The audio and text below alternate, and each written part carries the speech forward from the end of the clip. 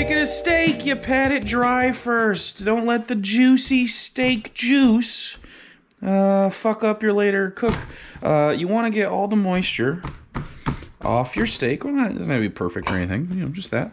Just get the excess off, and then take a good grip of good salt. This is kosher salt, hanging up above, you know, so it gets good coverage. And this is the kind of coverage you're looking for on steak. So we're gonna let this sit on this rack in the fridge for at least an hour or so. You could do this overnight, it'll only get better. And then if you do it for too long, then you start to like dry age the thing. But this is essentially just a short little, barely even a dry brine necessarily. Just salting it, seasoning it up ahead of time. And then also we're gonna do it with black pepper. Don't be shy. See how I'm pressing that in? You can also do this on a cutting board and like roll it around. You've probably seen that before if you're a steak person. A little bit on the edge here. This will be really tasty. Anyway, this is a ribeye. So this is a kind of a fattier cut of meat. We'll be doing this on the grill. So you'll see this kind of like render out. Otherwise, if you were pan searing this, I'd probably cut this big fatty piece off, but you can also trim it if you just don't want to eat that. You can also just, I cook it, and then if you don't want to eat it, just get rid of it. But this is a beautiful piece of meat from my local butcher. Do a little bit more salt on the edge here. There we go. And that's it. Steak prepped. We're going to take this and just pop it into my fridge. And it's going to sit in the fridge for about an hour. And then when it's done, we'll be back. Okay, we're grilling. All right, first step. Grill's on. Grill's on already. First step, scrape your grill. This is warm. First things we're gonna do is I'm gonna prep all this right here, right at the grill, because it's really easy. Salt and pepper can go over here for a sec. Yeah, salt, pepper. Okay, so I got corn, I got a few potatoes, some thyme, and a steak that's been pre-seasoned. You saw that already. So first thing we're gonna do, this is olive oil in a sprayer. Just give it a little spritz. So the steak's been sitting for about an hour. I'm gonna take this salt. It's gonna go on the corn, and then the corn goes on the top. A little salt. Okay. You can see the grill is getting closer to 500 degrees on the top here. This is gonna serve two purposes. The first thing I'm doing is I'm getting these potatoes nice and happy. You can see they're starting to get color on them, so I'm gonna lift these to the top. I just kind of wanted them to start heating up because potatoes take a minute. And then you can also see we're probably gonna get a little bit of color on the corn there. And we're just gonna flip that to the other side. So this is serving two purposes. We're gonna shut this now and let this keep cooking. But as you can see, the temperature drops. So it's really important that you keep your grill closed a lot. People tend to open the grills and stuff, and that's just no way for that to build heat up in there. We're gonna let this get back up to 500 and stay there for a little bit, or close to it.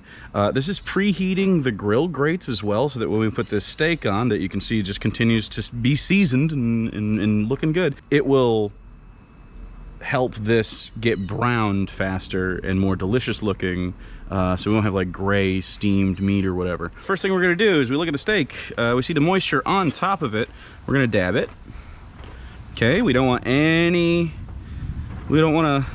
have a wet steak going in there. If you don't dab it, you're gonna have, you know, moisture from the steak that you're boiling off with the heat. You don't want that. You can do this right over, actually. Just one side there, and then go all the way to the back, hot part. Beautiful. I'm gonna spray this side too, and then we're gonna shut it. All right, so it's gonna cook for, you know, 4 or 5 minutes aside. When I cook steak outside, especially when you salt it earlier, it helps retain a lot of moisture. I'm not so worried about what doneness I get. I usually get about a medium, but I worry about what the outside looks like because I want that fat to render, and that's way more important. If we get to the fat rendering, it's very unlikely you're just gonna overcook this thing if you're paying attention, right? So you just, you know, stand here. So now I'm gonna flip this because you can see like kind of the crispies on the edge, and you can see there's flames happening, so I know that fat's dripping down. I'm gonna flip this. Actually, no, I'm gonna leave it. If it doesn't want to come up when you pull it, it's still kind of cooking a little bit. Sometimes they'll fuse a little bit, but usually the meat will tell you when it's ready to go. See how good this is looking, man? It's good corn. What I want is the bottom to get like caramelized before I flip it, or at least start to get caramelized. It needs to go, probably, it's gonna hit 500. I'm gonna flip it one more time onto the other side, and then we'll do some different angles so it gets a little bit. Yeah, oh yeah, I can already see it. Yeah, see how it comes up much easier? Yes. And then you can see, let's do it this way. Whoops, there we go. Let's do it like that. Give it a little press, because you want it to make good contact. All right, back up above 500. You can hear it sizzling, dude. You can see it. I'm gonna go like this. Now you see I did a different angle. I want this fat to be able to render better. Oh yeah. Yeah, it's still good to go. So there's no real rule to flipping, but if you flip too early or too often, you'll not get the lines and stuff. Man, I can see this rendering.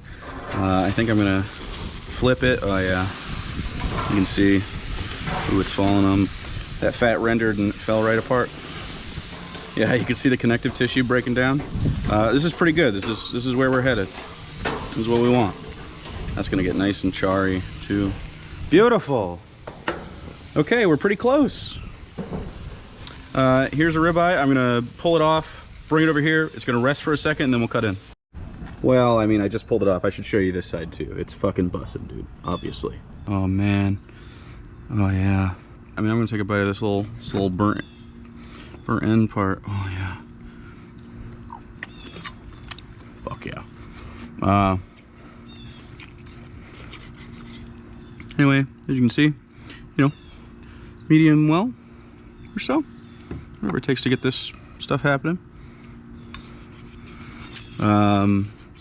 Rendered fat is like the best.